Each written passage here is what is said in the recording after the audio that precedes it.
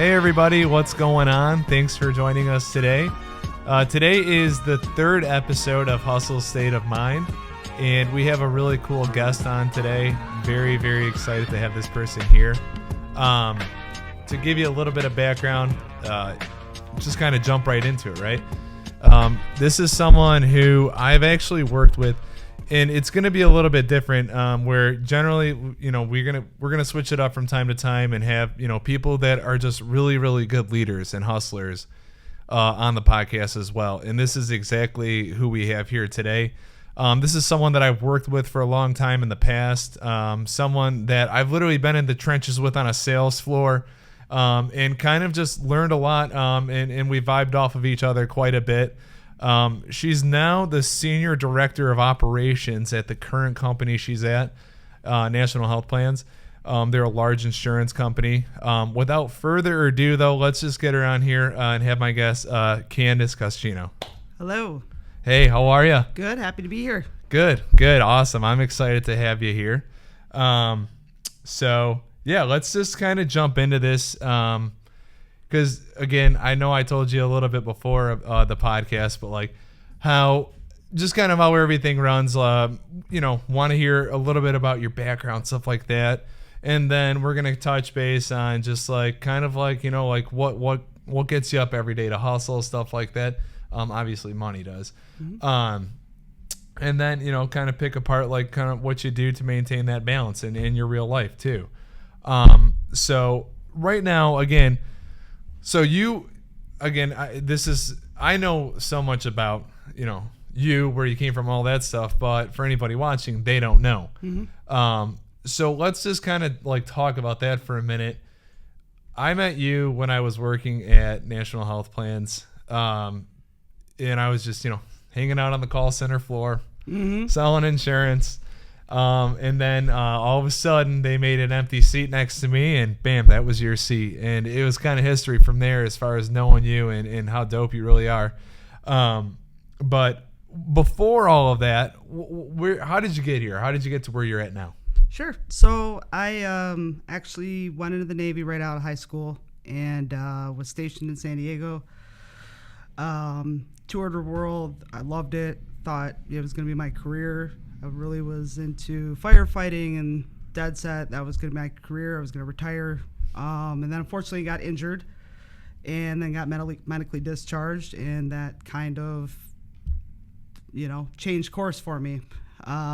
Didn't know really what I was going to do or what I was good at. I was young.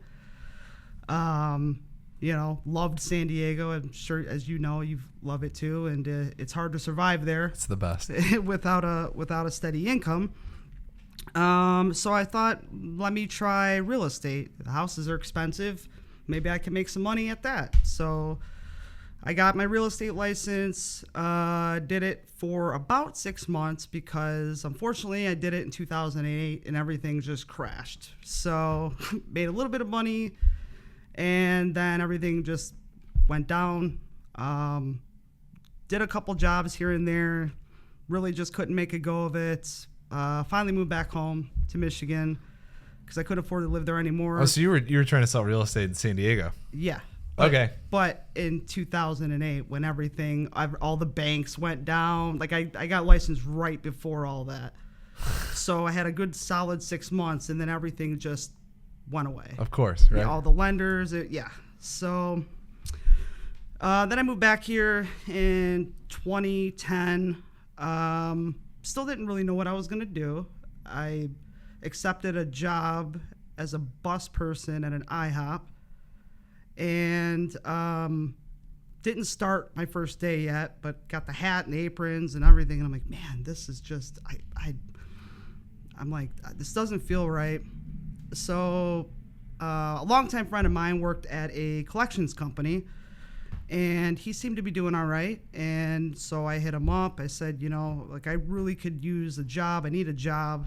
And, he kind of almost tried to talk me out of it because it's debt collections, he's like, but you gotta, this wild business. It's not an easy business. I don't know, but here's the referral, what have you. So went into collections, and that's really where I feel like I learned how to sell. It's still a sales process. They had their own sort of process with collecting, and a lot of what they teach you is like, you got to still treat people like human beings and, empathize with them, understand with them, try to work with them to come to a common ground, right? Talk them out of neglecting too. Neglecting. Yes, exactly. So I think that's where I got a lot of my sales experience from, and I was there for about 4 years. I was successful. I started climbing the ladders, climbing the ranks, and then they got bought out, and just the money wasn't there. So I'm like, all right, let me try insurance. So I went into property and casualty insurance, did okay for that for a little bit, and then that started to tank, and to the point where I was just out of money, didn't know how I was going to pay my bills. And again, my brother-in-law, I call him and I'm like, hey, I really need a job. I got my health insurance license. Like, can I come work there? Same thing. Try to talk me out of it. Like, you don't understand. You're probably not going to make the money you're used to making, because I, did pretty well for the first couple of years between collections and the property and casualty insurance. And I was like, man, I don't even care. I need a job. Like, I don't know how I'm going to pay my bills. And that's sort of the rest is history. So I started at National Health Plans, sat next to you, and started learning how to sell health insurance. Yeah. And kind of fell in love with it because it's like the one type of sales that like you're actually helping people. Yeah. We're not selling vacuums that are going to break in 2 years. Right. We're not selling them kittens, right? Or something that people don't really need. Like, everybody needs health insurance, whether they know that or not. Yeah. They need it, right? So that's I couldn't agree with you more. Exactly. So that's where I kind of fell in love with it, and that's kind of where my career started in the health insurance industry. Okay, cool. So yeah, again, and this is kind of a unique thing to add in there is at some point, right? We were both selling next to each other, in your typical call center. And then I just vanished. I moved. So there was a part where I never. And one thing to add to is this is one of the coolest aspects about this episode in particular is that if you're someone who is working in a regular like hourly job, if there is any roadmap or any person to listen to on how to keep climbing and making more money and moving and having more leadership positions, this is the person. They are so dedicated to their craft and what they do all the time. With that being said, right, when I was gone and I moved from to San Diego for a couple of years, when I moved back, you weren't selling anymore.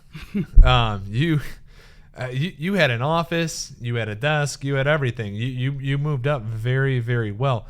What happened in the meantime? What did you do to get to where you are now, to being the senior director of operations? Well, I think, for me, there's always got to be more. It's not even really about money as it is constantly feeling like I need to be evolving and taking on more, learning more. And, we kind of had a pretty big turnover. A lot of people left and a lot of people came in, and I thought to myself, I could probably teach people how I sell, and maybe turn that into a program, or I could maybe, help these folks become better and do better. And it took a while actually for me to get into those leadership positions for one reason or another. At first they didn't think I could do it because I'm too soft, and how can I,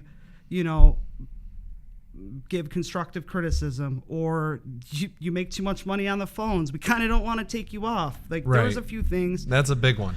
There was a big one. But when they finally gave me the chance, because I started off training, and they started to seeing the success from that, but then, that wasn't enough, right? So I'm like, okay, I'm kind of learning this training stuff, but now, like, I'd like to go into more of the operations things. Like, let's work on building and developing culture and developing people, but not just salespeople, the other departments, right? So I very much advocate. I actually didn't even get offered that job. I said, I'm taking that job. And one of the owners at the time said, this is a huge responsibility. I don't think you can handle it. I said, yes, I can. I'm taking this job. And he said, okay. And that was kind of that. And so I just kind of went from training to overseeing operations, really not knowing what the heck I was doing. Right. So, but I was convinced I could figure it out, and I did. It took some time. It's still taking time to learn all of it. Well, yeah, especially when things are constantly evolving, you're constantly having to learn new things, because it's not just one system fits all, or one system might work for 6 months to a year, and that's it. Mm-hmm. One question about that, right, is so you went and you told the owners of the company, like, hey, I want this and I'm going to do this. Mm-hmm. To a lot of people, right, they're going to think that's crazy. Mm-hmm. You can't just get away with doing that. But I think that one of the biggest barriers between people who really work hard and put all their cards on the table do exactly what you did, but there's not many people who actually do that and really like kind of demand their worth, because they know what they're worth. And not only that, but they back it up, which is the most important part. And I think that's really unique how you did that, is because anything you do, you back up with work ethic, which is awesome.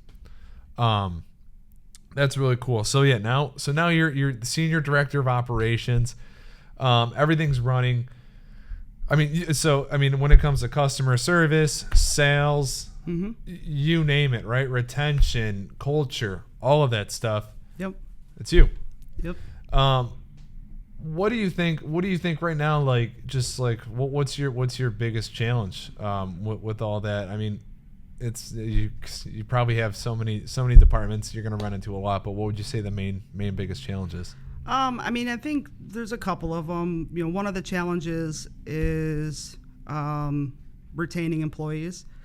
I think that right now there's a work culture where people, they don't even, if they're not happy for a day, 2 days, they're looking somewhere else, right?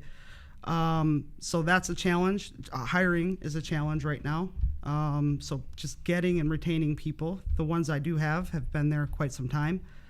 I think the other challenges are just how constant our industry is changing and evolving and having to adapt to those changes.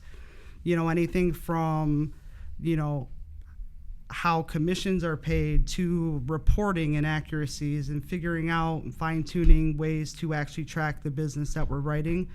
I think that's a pretty big challenge as well. So those probably be my top two. Right. And I think that it's a common theme. I don't know. Yeah. Like it sounds like people are stuck in a pandemic still, like where they just don't want to go work. Mm-hmm. It blows my mind. Or they think that we're still in a pandemic and remote work is it.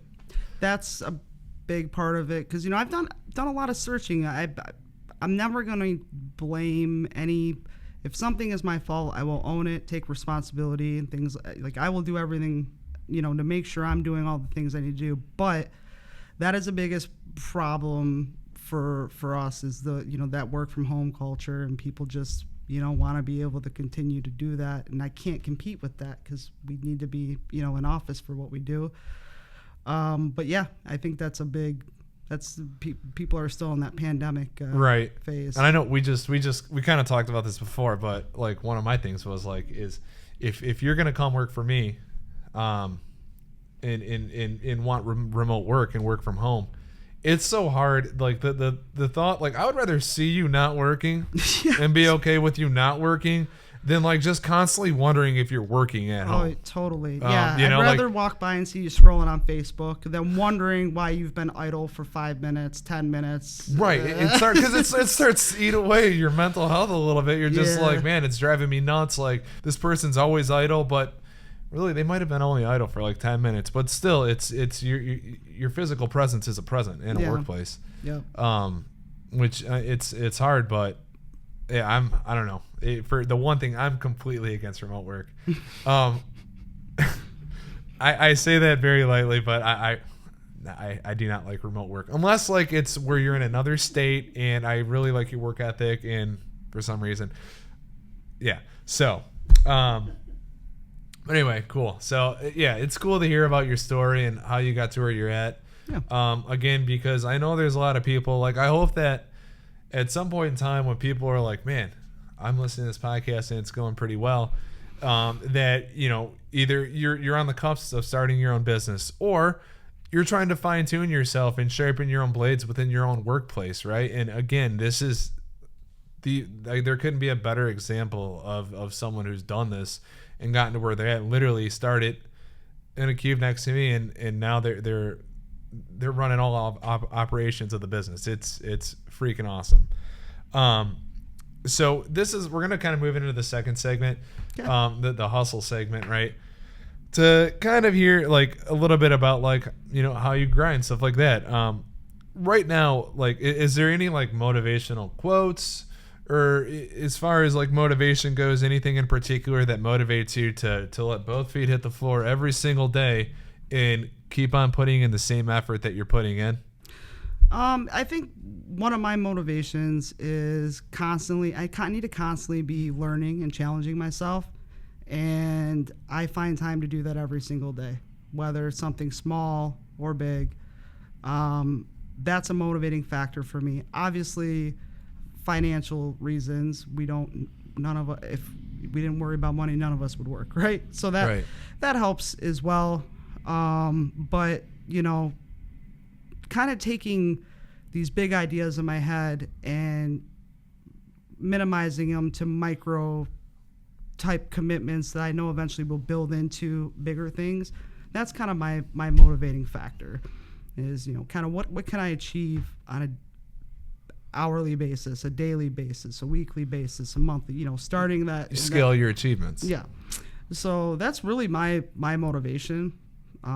That's my reason for hustling and grinding, because there's always going to be more out there for me. That's how I feel, and that's how I'll always live my life. Are you like a motivational quote person? Do you have any motivational quotes that you like or anything like that?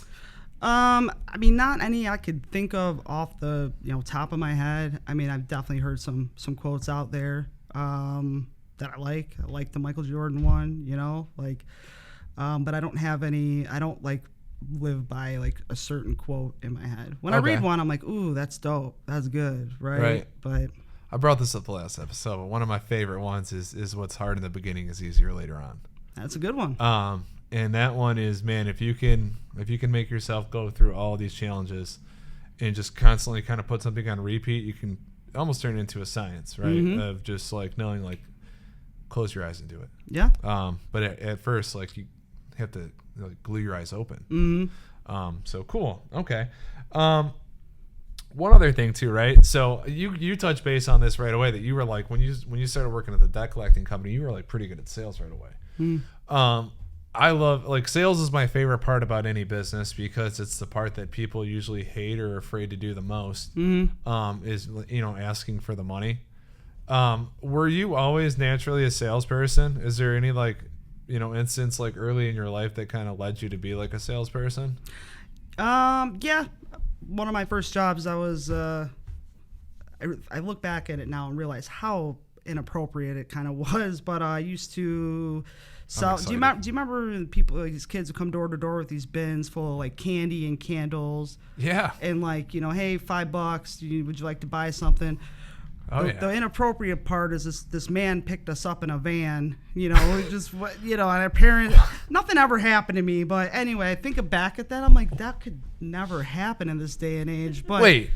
Yeah, he'd pick us up in this van at each of our houses, and then we'd drop us off in a neighborhood, and then we'd go door to door and sell the stuff, and then we'd get like a spiff off of it, and we'd get cash at the end of the day too, which was awesome, because like you're 12, 13 and you got, like, you know, you made $40 that day. What kind of is this, like a school program or? No, I don't remember what it was. Just like a. How'd you get connected with the man in the van? The newspaper, you know, like the old school way. You had to look for jobs through the newspaper. Okay, yeah. That's weird too. Hiring small children to sell candy. Man in a van will drive you. Yeah. Yeah. It sounds bad, right? Okay, but so had to go door to door. Yeah. That's kind of how it like started. Okay. I don't know. Always kind of been outgoing, and I think too, just younger in my life, being gay, wasn't as common or as accepted, and I was always so afraid of what people were going to think of me. And I think my way of overcoming that fear was just being confident in myself and being outgoing. And I think that helped me a lot too, Right. Absolutely. So. Yeah, 100%. I mean, it's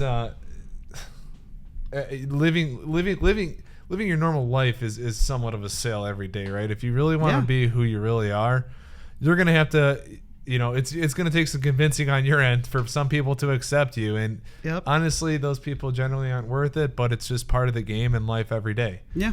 Wow. Okay. So your sales background, that's something I've never known. So that's, man. I had to think about it. I kind of forgot about it, but yeah. That's awesome. So what do you think? What's your next move? What is, as far as what you do now? What's your next move? Do you have a personal goal?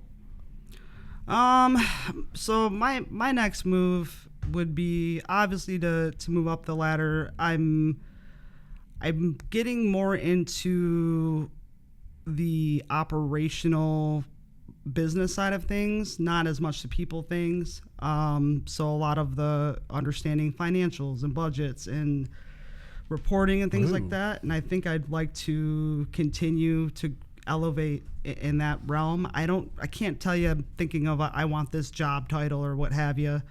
But I would like to move in that direction. As far as a personal goal of mine, I think for me, it's just constantly growing. A personal goal would be to I personally want to retire by 60. There you go. I was just gonna ask that. What's the age that we want to be retired really by? Like 55. Like I feel like I want to be one of those people. You think you will be though? Like I feel like you'll say you want to be retired at 55, but come week one of the retirement, you're like, hey, I don't know. Right. Well, the bourbon's going down well. I've played every song on my guitar. Yeah, but you got to think like, how long can we keep doing this? This is, just the grind itself. It's not like the old days where you punch in, you punch out 9 to 5, and it's mundane. There's like a lot of energy and a lot of effort that goes into what we do, and I feel like it's gonna wear me down quicker. Like I don't want to be 65, 70 trying to sell health insurance policies or I'd rather retire early. And I might make travel. Like more of an old school leap when I'm in my 60s and like start having like my meeting at like Denny's or something, with a client, and or maybe just like a side hustle then where you're still doing something for purpose, but not like it's your life and you're trying to build. Like I want to have the house built at least by that age. Where So you have this vision and a goal, right? That's okay, cool. So to kind of get to that goal, to do what you do now, to literally keep the motivation that we just went over and everything, like aside from work, are there some things that you like, some standard practices that you live by with just your normal everyday life of doing what you do? Like what kind of consistent routine do you have in your life? I'm a very big routine person. I generally get up 5:30 every morning, and doing something productive. It could be working out. I'm slacked off a little bit lately, but I'm usually working out, doing laundry, cleaning. I'm living a whole life before my day even starts, right? So that's just standard for me. It doesn't even matter, how much sleep I had the night before. Like I will get up and I will be doing something productive before my day starts. But my rule of thumb is it's not work related. It's got to be something for me, right? So, and I know that sounds weird because I said laundry and cleaning, but I actually enjoy those things. No, it's surprisingly not that uncommon. Yeah. Like, do you journal or do you read at all? I read a lot. I listen to audiobooks. I listen to podcasts. So I do a lot of that. But the key is to just have that time to myself, to do something for myself. Self-care, that self-care time. Absolutely. And that's like the most important thing. I think that's where a lot of people who are where they're at now, they have some kind of standard practice and routine that they do aside from what they do, right? What do you do? What do I do? Oh, man. I work out. Yeah. I love working out. I like to try a bunch of new stuff all the time. I mean, like recently I've gotten really back into woodworking a lot, where I actually just built an entire cold plunge with a plumbing system. So I've been doing cold plunges, stuff like that. But cool. I'd say my biggest one is working out. Aside from like, the standard dad stuff, like playing with my kid, and kind of taking my mind off of it as well. I think exercise is very I don't want to say underrated, but the amount of benefits just from working out, and it doesn't even, man, it could be a mile walk. It doesn't have to be anything labor intensive, but like to me, and I'm sure you agree, it just gets your mind right. Like just some kind of physical activity. Gets your mind right because it gets your mind off of it. There you go. I mean, if you're in there, like you said, whether you're walking, running, doing whatever, if you're doing it, especially if you go outside and do it, and you're just like walking around, you're just looking at everything. Yeah. Even if you are thinking about your business and what you're doing, it kind of gives you a chance to like think a little more clear, which is really awesome. Yeah. So cool.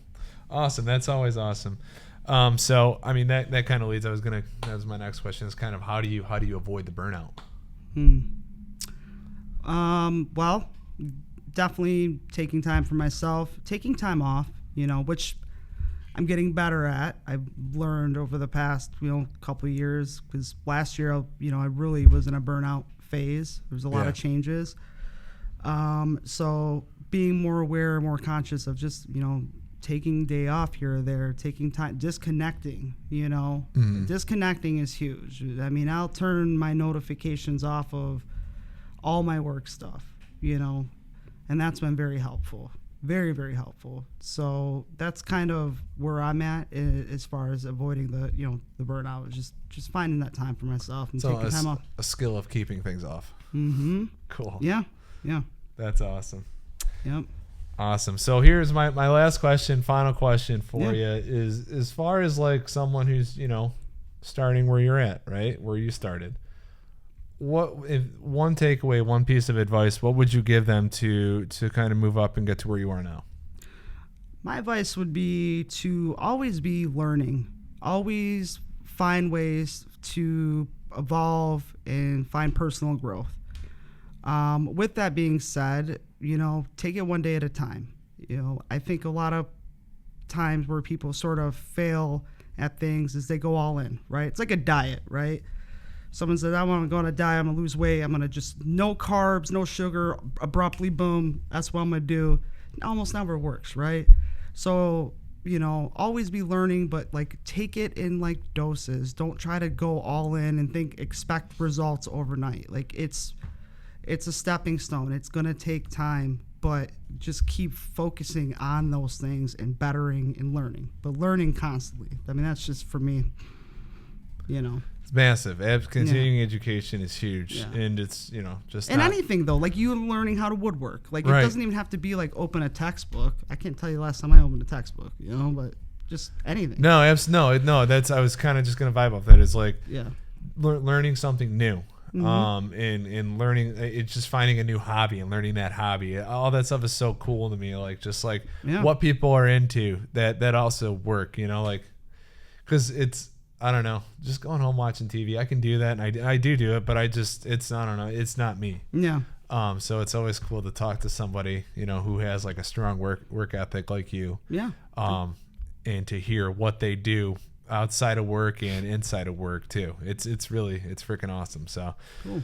Thank you so much. Thank you for having coming me on. This honestly, this means a lot to me. Again, this is someone who I have worked very close with in the past, and had a great relationship with ever since, and stayed in touch with. And she has helped me in some trying times where one of my things for avoiding burnout is to kind of just call her. and talk to her and just have some great conversation with her. So again, Candice, thank you so much for coming on the show. It's a pleasure. And that's a wrap for episode 3. I think next week we have a nice surprise coming on here. I think it's going to be a magical one. So stay tuned. Woo.